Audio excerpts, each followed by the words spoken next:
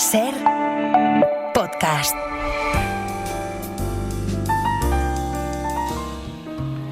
Marc Bassets es el corresponsal del País en Berlín. Cada domingo nos habla desde allí. Hoy nos habla desde un sitio todavía más al norte. Yo creo que todavía más frío que en Berlín, aunque creo que ha nevado mucho esta semana. ¿Cómo estás, Marc? Buenos días. Buenos días, Javier. Guten Morgen, bueno, no sé cómo se dice en danés. Guten Morgen, no lo tengo que estudiar. hay que mirarlo. Estás en Dinamarca, pero no en los lugares habituales. Creo que te has marchado ahora a una isla del Báltico. Sí, estoy en una isla del Báltico, estoy en el lobby de un hotel. Quizás se oye un poco de ruido de fondo en la isla de Bornholm, el punto más oriental de Dinamarca. Es una isla del mar Báltico, turística, muy bonita. Estoy frente al mar. Es un lugar, sí, realmente pintoresco y precioso. Pero es que además es un lugar que se ha convertido en una base militar ante la amenaza de Rusia. Esto está a unos 300 kilómetros de Kaliningrado, del enclave ruso en Polonia, ¿no? Y es una de las avanzadillas, digamos, de las Fuerzas Armadas danesas y también de la OTAN desde 2022, ante esta amenaza de Rusia. Es una isla minúscula que se siente amenazada por Rusia, de un país, Dinamarca, que también, el Reino de Dinamarca, que también tiene una isla mayúscula, la mayor isla del mundo, en la otra punta, en Occidente, amenazada por otra potencia, que es Estados Unidos. Exacto. La potencia amiga de Dinamarca, y esto, provoca unos cortocircuitos en este país. Yo creo que en todo el mundo, ¿no? En todo el mundo, toda Europa, pero aquí Dinamarca es como un microcosmos de estas contradicciones y estos miedos y estos cortocircuitos que está provocando Trump compañía. Qué gran contradicción y qué mala vida la de los daneses, amenazados por Rusia a un lado, en esa isla tan oriental, y amenazados por Estados Unidos en el otro, en esa isla tan occidental. Anda que, Marc, si hace un par de semanas que hablamos, nos hubieran dicho que iba a pasar lo que ha pasado, que tú ahora estarías en Dinamarca cubriendo esa amenaza, no nos lo habríamos creído. Y sin embargo, ahora que ha pasado, pues ya forma parte de la normalidad. Es un día más en la era Trump, ¿verdad? Sí, se normalizan cosas inimaginables. Y la verdad es que Dinamarca, hay que empatizar con Dinamarca, pero Dinamarca es uno de los países más ricos del mundo, una de las democracias más consolidadas, un lugar que siempre, o por lo menos en los últimos 80 años, después de la Segunda Guerra Mundial, se ha considerado seguro, ha considerado su lugar en el mundo muy claro, ¿no? Y sin dudas, ni sin ningún problema en este sentido. Y ahora de repente todos los esquemas y la brújula se rompe, porque hay pocos países en Europa, quizás el país más proamericano de Europa, por ejemplo, proestadounidense, el aliado más fiel de la OTAN. Estuve el otro día en Copenhague, en el monumento a los muertos daneses en las guerras, ¿no? Que es un monumento bastante impresionante. Desde las guerras posteriores, operaciones militares posteriores a la Segunda Guerra Mundial. Y claro, murieron muchísimos daneses en Irak y Afganistán, en guerras iniciadas por Estados Unidos. Dinamarca ha sido un país al contrario que Suecia, que ha sido neutral, más pacifista. Dinamarca ha sido un país bastante militarizado, y además muy leal a Estados Unidos. Y ahora Estados Unidos, o al menos el presidente de Estados Unidos, o la administración actual de Estados Unidos, se lo paga amenazando con conquistar a una parte de Groenlandia, que es parte del reino de Dinamarca. Y aquí, claro, esto no lo entienden. No es nuevo, hace un año hablamos de esto ya, pero va increciendo. Y después de la operación de Estados Unidos de la incursión de Estados Unidos en Venezuela, pues esto, aquí las alarmas ya se han disparado totalmente. Vamos a profundizar más en esa actualidad con invitados que nos están esperando. Venga.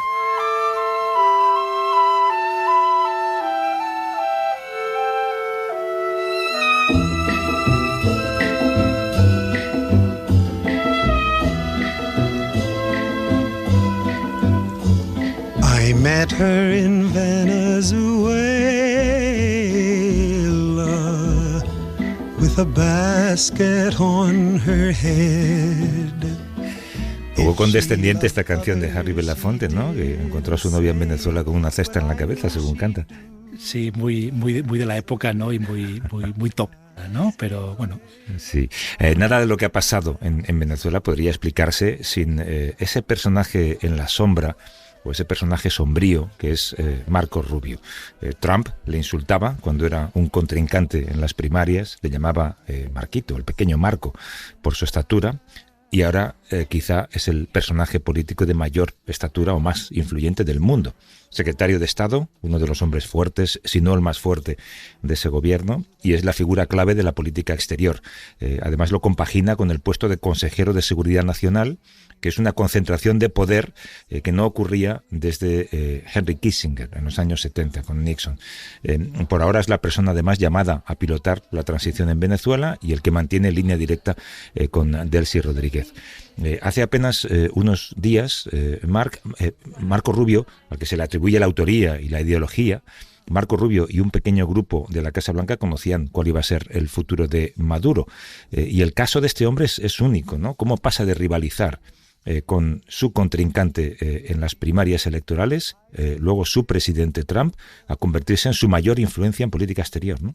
Sí, Javier, me acuerdo de la campaña del 2016, de la primera victoria de Trump, y cómo Rubio entonces era un poco la última esperanza de los republicanos clásicos, los republicanos de toda la vida, que en aquellos momentos se horrorizaban viendo a un personaje como Trump. Y Trump, como tú recuerdas, humillaba a Rubio, ¿no? Le llamaba eso que dices, Little Marco, pequeño Marco, por su estatura, y en los debates provocaba un poco de reparo ver cómo Trump trataba como un pelele a Marco Rubio. Y en realidad era uno de los políticos más ambiciosos en aquel momento. Y a mí, entonces, me parecía también uno de los políticos más interesantes, cuando se estaba perfilando la etapa posterior a la presidencia de Barack Obama. Ahora no sé qué pensar. En algunos momentos todavía es un poco doloroso verlo junto a Trump, adulando al hombre que hace unos años le humillaba y que quizá en su foro interno Trump sigue considerándole un pelele. Es un poco chocante ver cómo defiende y asume políticas, por ejemplo, la complacencia con Putin y los acuerdos de Trump con Rusia, son políticas que un republicano de toda la vida le hubieran provocado urticaria. Y esto es toda una metáfora, creo, del Partido Republicano y de su evolución y su captación por parte de Trump. Pero al mismo tiempo me da la impresión de que Rubio también es un político que calcula varias jugadas por adelantado, como una partida de ajedrez. No tenemos muy claro todavía lo que está ocurriendo y lo que va a ocurrir en Venezuela, pero yo creo que él está jugando una partida por la sucesión de Donald Trump. Él quiere ser presidente. Y en este partido, el rival de Rubio es el vicepresidente, J.D. Vance. Y Donald Trump parece a veces que disfrute jugando la rivalidad entre Rubio y Vance, como si fuesen dos concursantes en uno de sus famosos shows de televisión. Y nada mejor para la victoria que enfrentar a tus enemigos entre ellos, ¿no?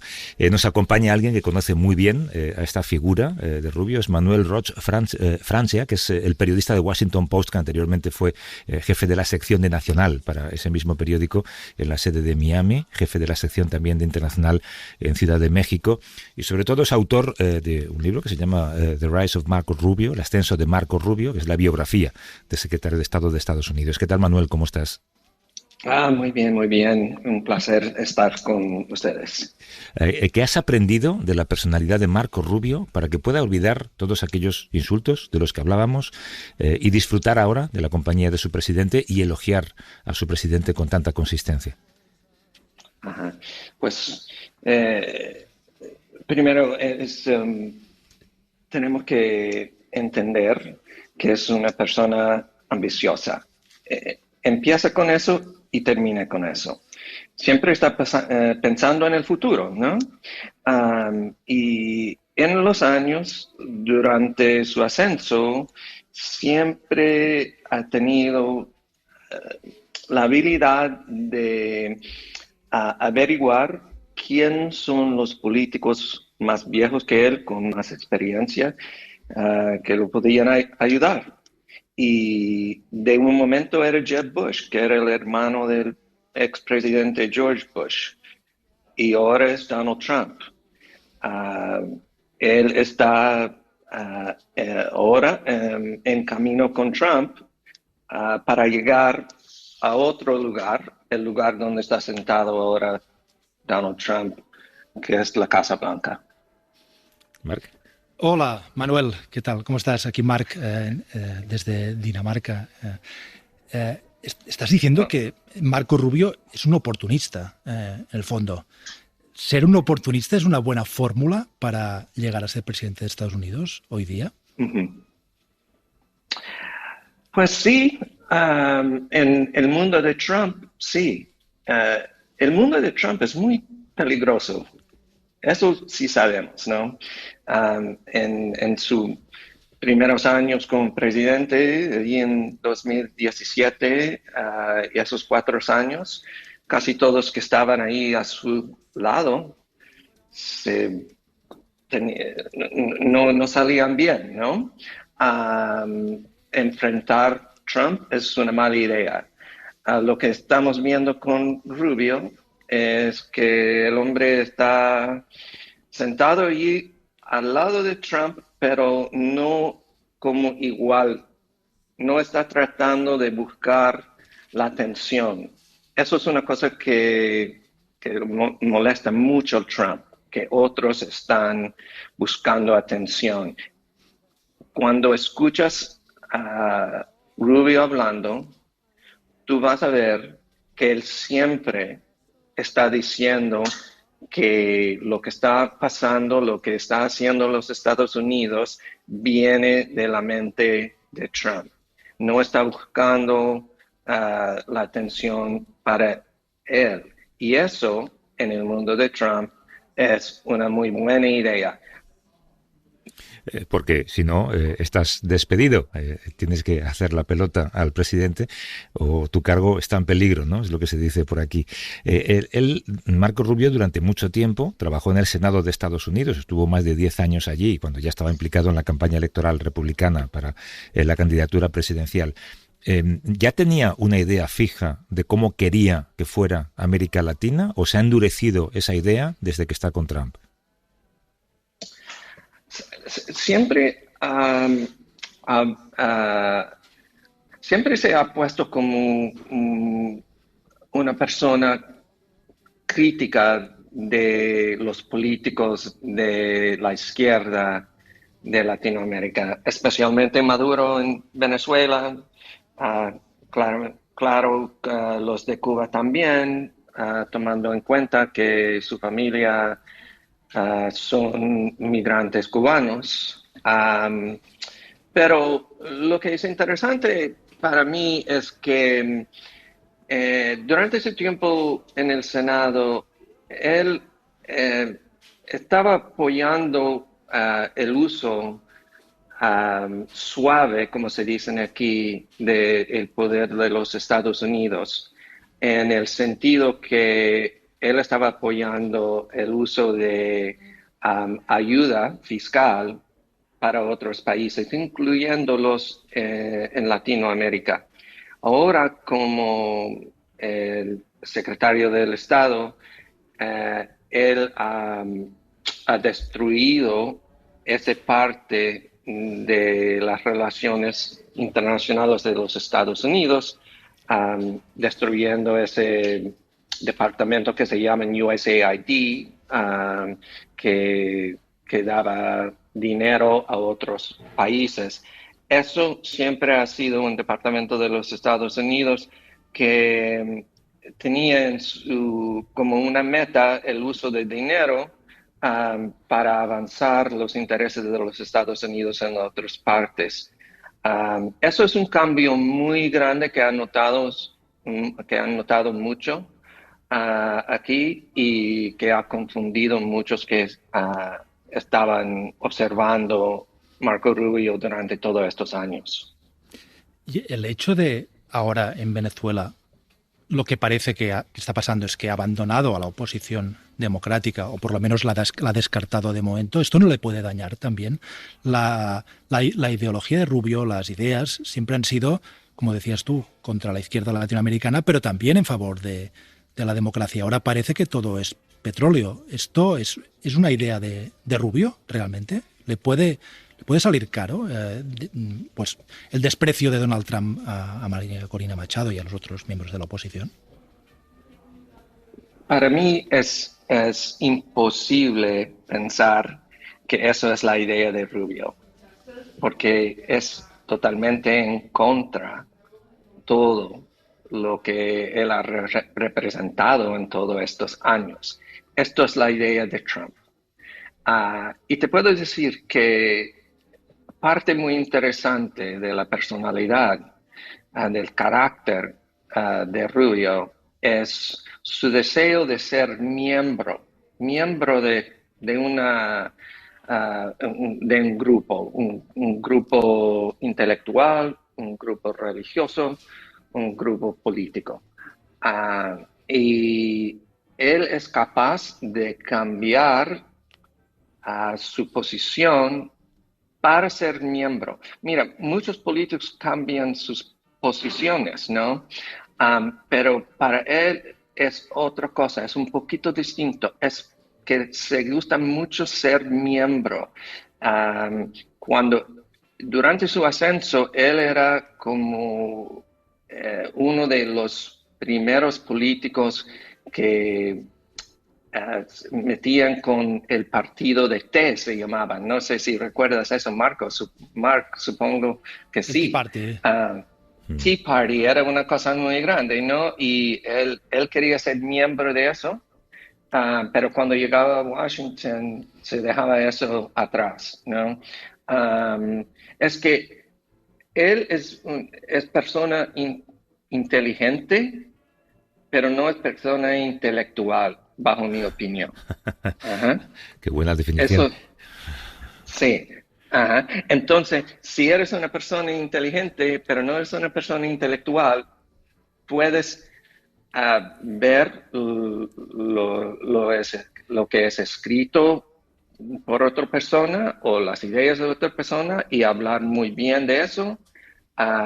Y presentar eso al público de una manera muy emocionante, muy fuerte, pero eso no es la idea que viene de su mente. Y yo creo que estamos en parte viendo eso en lo que estamos viendo sucediendo en Venezuela y también en la Casa Blanca cada día.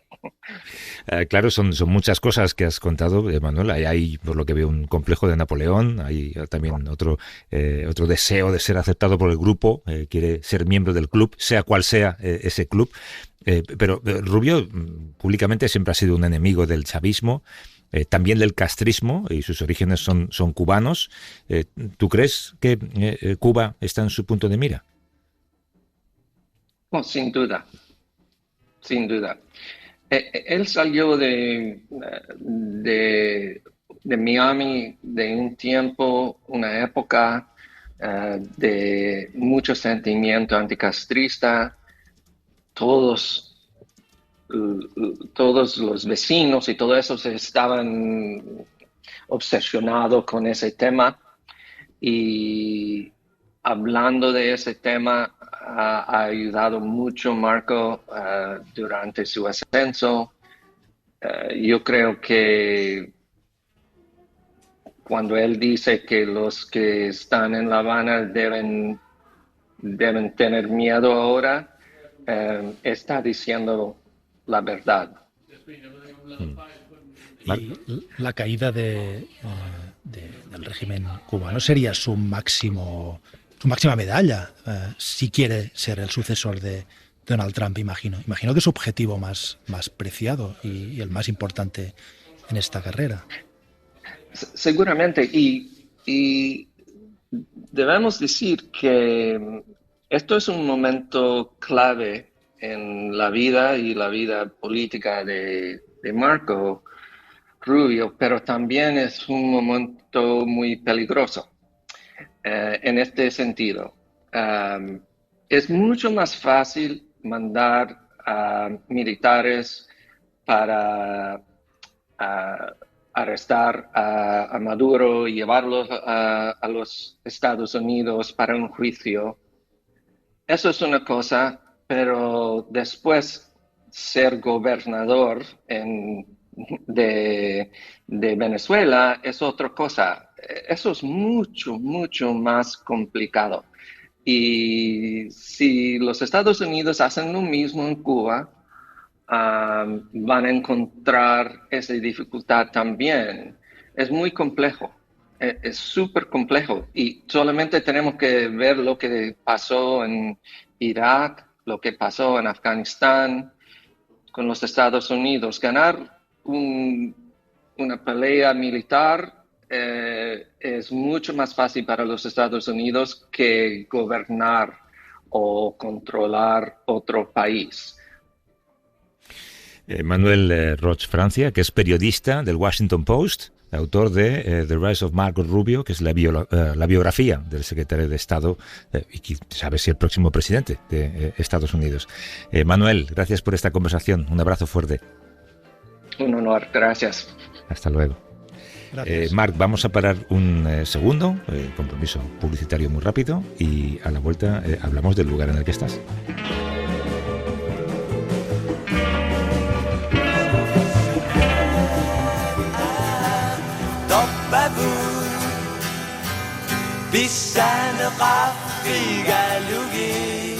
Músicas para una lista recóndita de Spotify. ¿Esto qué es, Marc? Esto es Sume, que es un grupo clásico, al parecer, de Groenlandia. Y la canción se titula Inuit Nunat, que si no me equivoco significa la tierra de los Inuit, que es el pueblo nativo de Groenlandia y de todo el Ártico. Sí, desde que Estados Unidos entró en Venezuela de forma ilegal para capturar a Maduro, parece que Trump está en estado de euforia y ha usado además un tono un poco burlón, ¿no?, para dejar claras sus intenciones respecto a otros territorios como Cuba y sobre todo como Groenlandia, o al menos en primer lugar como Groenlandia. Antes costaba tomárselo en serio. Tú, Marc, que estás en Dinamarca, que es la propietaria de Groenlandia. Esta palabra le gusta mucho a Trump. Él dice que lo más importante es ser propietario, no ser invasor, o tener como el título de que es tuyo, que yo supongo que es una especie de querencia inmobiliaria que tiene todavía el presidente, ¿no? Sí, y él en una entrevista en el New York Times ha dicho que es muy importante tener el título de propiedad, porque uno de los argumentos que se dice en Dinamarca y en Groenlandia es que en realidad Estados Unidos ya puede hacer lo que quiere en Groenlandia. Tiene unos tratados bilaterales de defensa con Dinamarca, está en la OTAN, tiene una base. Antes del final de la Guerra Fría tenía muchas bases y renunció a ellas y se quedó solo con una. Lo que tienen ahora les permitiría ampliar muchísimo su espacio en Groenlandia. Pero Trump ha dejado claro que lo que él quiere es tener el título de propiedad. Esto es realmente lo que le importa, y por eso ha lanzado... Bueno, empezó hace un año y ahora ha ido aumentando hasta este momento, después de la operación de Venezuela. Dijo Trump claramente, y gente de su entorno, que no se descartaba la opción militar. Claro, un país como Estados Unidos enviando a los marines o a los boinas verdes o a los servicios especiales, no, a las fuerzas especiales, a otro país de la OTAN. Si miramos fríamente, claro, esto es una locura, pero un país de la OTAN, cuando es atacado, el resto de países de la OTAN tienen que defenderlo. Y por lo tanto Estados Unidos tendría que defender Groenlandia ante el ataque de Estados Unidos, ¿no? Esto cómo se cocina. Esto, más allá de otro factor, que esto me han comentado mucho estos días en Copenhague, en Dinamarca, y es que ¿a quién atacarían los Estados Unidos si quisieran conquistar Dinamarca? No hay prácticamente fuerzas militares danesas. Las fuerzas militares que hay ahí son estadounidenses. Lo podrían hacer de una manera plantando una bandera, ¿no?, por ejemplo, y de una manera performativa, diciendo esto es nuestro, que es lo que quiere Trump, decir esto es mío, poner las barras y estrellas, pintarlas en el mapa de Groenlandia, que es lo que hizo la mujer de Stephen Miller, este asesor tan, no sé cómo calificarlo, ideológico, fanático. Sí. Absoluto. Sí. Ideólogo también de lo que está pasando. Es el que te me ha dicho esta semana en una entrevista en la CNN, algo así como Estados Unidos puede hacer lo que quiera porque puede hacerlo. Sencillamente, que es una explicación casi de abusón de colegio, ¿no? Comentábamos hace un año las pretensiones de Trump de comprar Groenlandia. Al principio se hablaba de eso, de compra. de las visitas también de varios cargos del gobierno a la isla del Ártico. En aquella ocasión nos atendió Kasper Klock, que es periodista danés, residente en Barcelona, y nos explicó los primeros sentimientos, digamos, de Dinamarca cuando escuchaba esas primeras amenazas. Ahora que el tono se ha recrudecido, queríamos retomar el contacto con Kasper para comprobar cuál es su punto de vista. ¿Cómo estás, Kasper? Buenos días. Hola, muy buenos días. Cuando viste hace una semana esa operación estadounidense en Venezuela, pensaste, ay, madre mía, el próximo objetivo va a ser Groenlandia. Claro, yo seguro que no he sido el único en pensar así, que parece que esto de Trump va en serio, ¿no? Que lo que parecía una especie de teatro de insultos, de amenazas, y ahora de repente se ha convertido en algo real y que nada parece que vaya a acabar con Venezuela. Así que obviamente yo creo que muchos daneses pensamos eso, que a ver qué planes tiene ahora con Groenlandia. ¿Cómo crees que reaccionaría Dinamarca? Obviamente no tiene capacidad defensiva, ni siquiera Europa casi la tendría, ¿no? Si Estados Unidos de repente llega y planta una bandera. Como tú bien dices, no tenemos ninguna respuesta militar realista, así que lo que podríamos hacer sería la denuncia, sería confiar en nuestros socios europeos y sería empezar, digamos, otra etapa de las relaciones internacionales, porque en ese contexto Estados Unidos se convertiría en un enemigo. Hola, Kasper, ¿cómo estás? Aquí Marc. Hola, Marc, ¿qué tal? Desde tu país, Dinamarca. ¿Qué tal por ahí? Bien. Frío, pero bien. Sí. ¿Qué solución ves a este conflicto? No tiene que pasar ineluctablemente lo que Trump dice que puede pasar, porque es una hipótesis entre muchas, ¿no? ¿Qué solución crees que busca o que puede encontrar el gobierno danés ante esta crisis con la que ha sido potencia protectora en los últimos 80 años?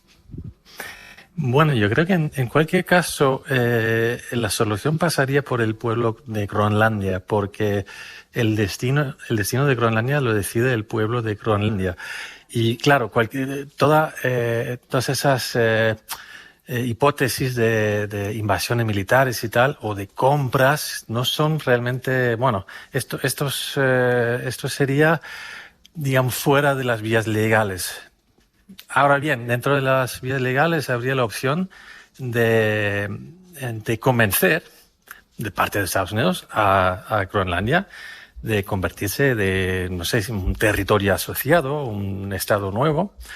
Y Dinamarca tiene la misma opción, convencer a los groenlandeses de quedarse con Dinamarca, les convendría quedarse con Dinamarca. Eso, con tal que no use la fuerza Estados Unidos, por supuesto. Hay un sector, no sé si en la oposición política de Dinamarca o en los medios de comunicación, un sector derrotista, digamos, alguien que diga, bueno, pues mira, son creo que 56.000 personas en el último censo, no tiene tanto valor estratégico para nosotros, no queremos problemas, que se lo queden. No existe tal segmento, que yo creo que prácticamente todos los daneses en el debate público están de acuerdo de que esto es súper importante, que tiene un valor estratégico tremendo, que no es solamente una cuestión danesa, es una cuestión europea. Groenlandia es frontera europea en el Ártico. Será un lugar fundamental para las batallas geopolíticas del futuro. Yo creo que dejar irse Groenlandia no es algo que casi nadie quiere. Pero Trump podría convencer a los groenlandeses de abandonar Dinamarca y venirse con Estados Unidos. Estados Unidos tiene muchos medios y financieros, por ejemplo, de decir vamos a invertir mucho dinero en Groenlandia, vamos a construir, no sé si hoteles o resorts o estaciones de esquí de fondo, no lo sé si esto es posible, pero muchas cosas que Trump podría decir para convencer a los groenlandeses o decirles Dinamarca nos ha tratado bien, no lo sé. Esto es una posibilidad que que pueda suceder. Eso ya está en marcha. Eso ya está en marcha. La máquina de Trump ya está trabajando para convencer a los groenlandeses de que con Estados Unidos van a vivir mejor. Ahora bien, esto pasaría por un referéndum, obviamente, y por el momento parece que la gran mayoría de los groenlandeses sí que quieren la independencia, pero que no quieren convertirse en americanos ni en daneses. O sea, que quieren seguir siendo groenlandeses. Así que por el momento no hay una mayoría con ganas de quedarse con las puestas de Trump, pero bueno, esto podría obviamente cambiar en el futuro. Van a ser 3 años muy interesantes los que tenemos por delante con Trump en la Casa Blanca. Casper Klock es periodista danés en Barcelona. Mil gracias por ayudarnos a entender mejor esto, Casper. Dentro de un año te volveremos a llamar, si te parece. De acuerdo. Un abrazo. Un abrazo.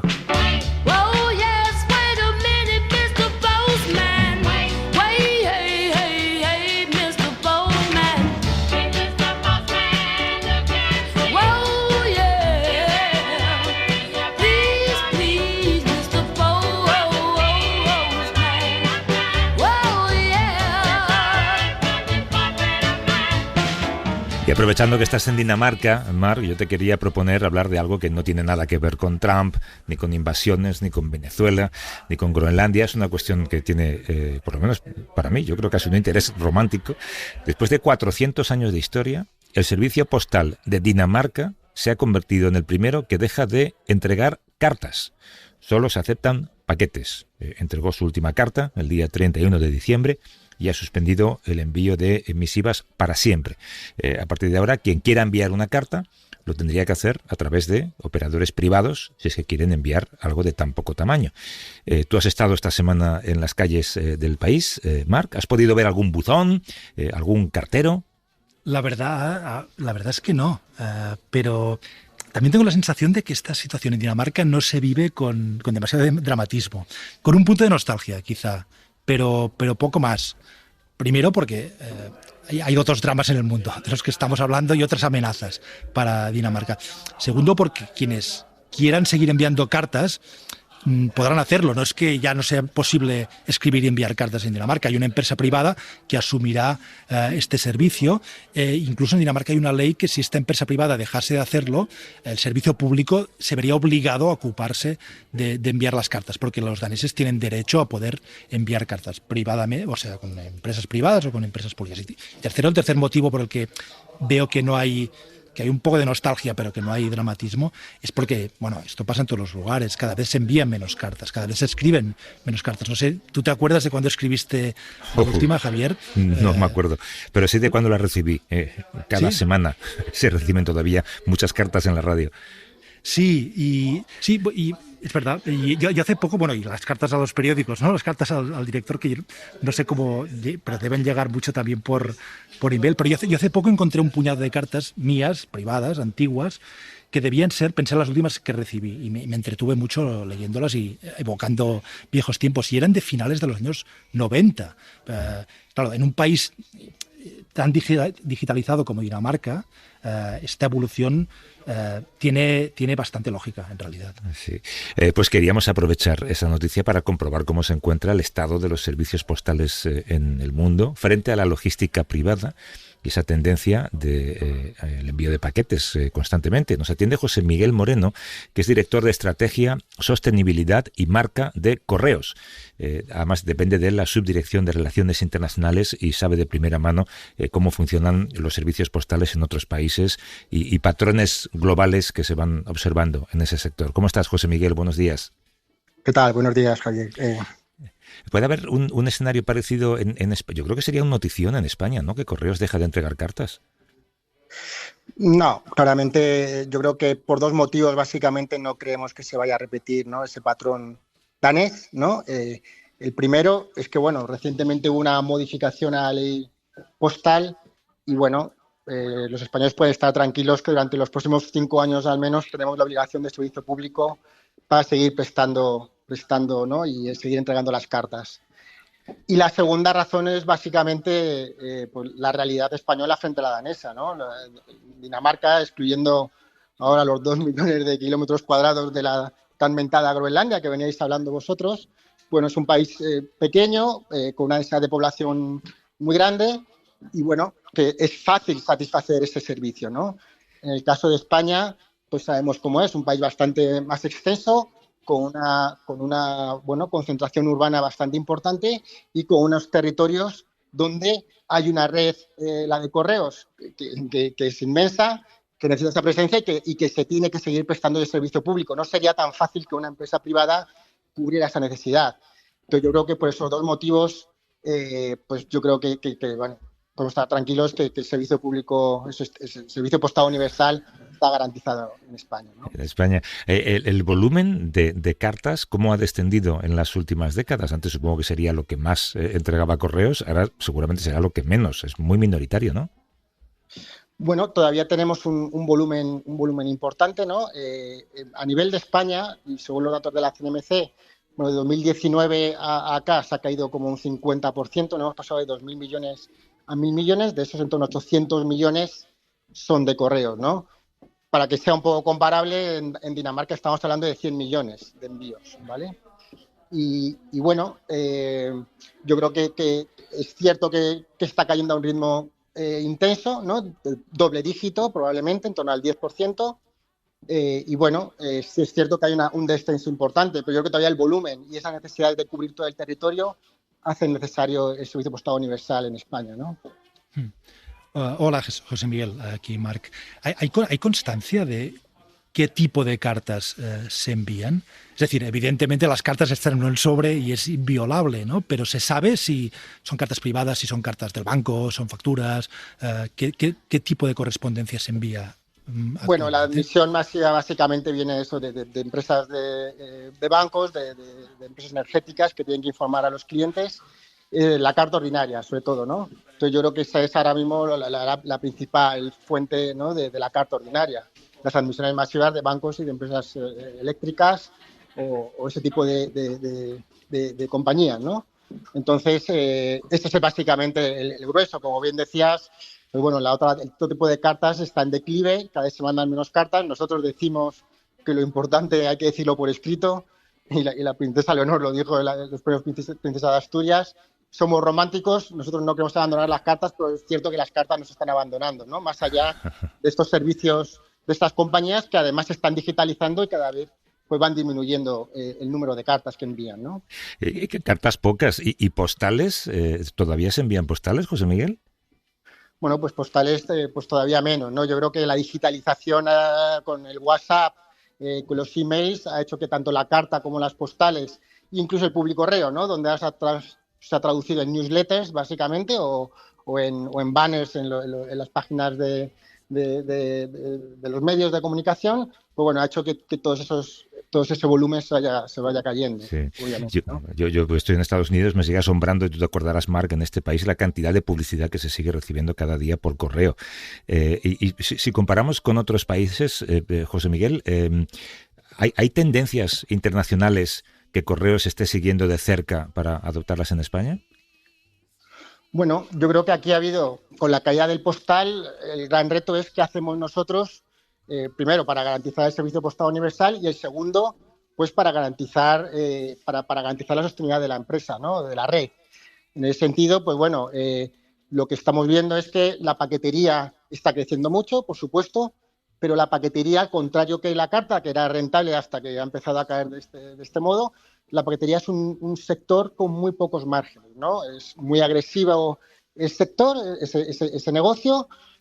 Además de las grandes empresas de logística como es UPS o FedEx o DHL, pues están las grandes minoristas como Amazon o Alibaba, que tienen su propio operador logístico. En la última milla está muy fragmentado, hay un montón. Si sales a la calle, pues vas a ver un montón de empresas, ¿no? de entregas y bueno, hay muchas empresas de nicho. Entonces es un sector que se está canibalizando y donde los precios están cayendo mucho, ¿no? Y al mismo tiempo pues los costes van subiendo, ¿no? Todos los costes del empleo, con las cadenas de valor y de suministro cada vez más tensionadas, las inversiones en flota para la sostenibilidad, que son muy necesarias, pues a lo que hace es que los márgenes sean muy pequeños y dan mucho trabajo, pero dan poco dinero. La otra tendencia, ¿cuál es? Que creo que es muy interesante, es utilizar la red de los postales, en este caso de correos, para ofrecer servicios que demanda la ciudadanía en todo el territorio, ¿no? Entonces, en ese sentido, bueno, en el plan estratégico de correos lo que se ha planteado, y de hecho, bueno, la modificación de la ley postal, lo que se ha designado es que correos preste servicios económicos de interés general. Es decir, ¿qué quiere decir? Pues, bueno, que acerquemos la administración al ciudadano en todo el territorio, que seamos más potentes a la hora de fortalecer la inclusión financiera. Y claro, que, bueno, pueblos en los que no hay cajeros automáticos, digamos, ¿no? Exactamente, ¿no? O sea, yo creo que la red creemos que es estratégica, hay que preservarla, y con esos servicios de interés económico general yo creo que satisfacemos las necesidades de la población, porque tenemos esa capacidad, esa capilaridad, tenemos esa presencia física que da esa ventaja, esa proximidad humana, y por otro lado tenemos capacidades digitales que acercan, en medio de esta oleada de digitalización, acerca pues, los servicios digitales al ciudadano, ¿no? Y a las pequeñas empresas. Entonces es el camino que estamos tomando, tanto en esta misión pública como instrumento del Estado para satisfacer esas necesidades, como para, prestar otro tipo de servicios que competimos con el sector privado, ¿no? Y ahí está el caso de que, bueno, hemos empezado a comercializar seguros de AXA, ¿no? Yeah. José Miguel Moreno, que es director de Estrategia, Sostenibilidad y Marca de Correos, del que depende la Subdirección de Relaciones Internacionales. Gracias por aclararnos un poco esto y dejarnos tranquilos. José Miguel, un abrazo. Un abrazo a todos. Hasta luego. Hasta luego. Y Marte diría que si ves un buzón, mándame una foto, por curiosidad. A ver cómo son los buzones en Dinamarca. ¿Has visto alguno o no? No, no he visto. Pero si quieres te mando una postal. Venga, Gran Vía 32, octava planta. Un abrazo, cuídate. Hasta luego. Hasta luego. Be hard to find from the place of your birth to the ends of the earth. Para no perderte ningún episodio, síguenos en la aplicación o la web de la SER, Podium Podcast o tu plataforma de audio favorita.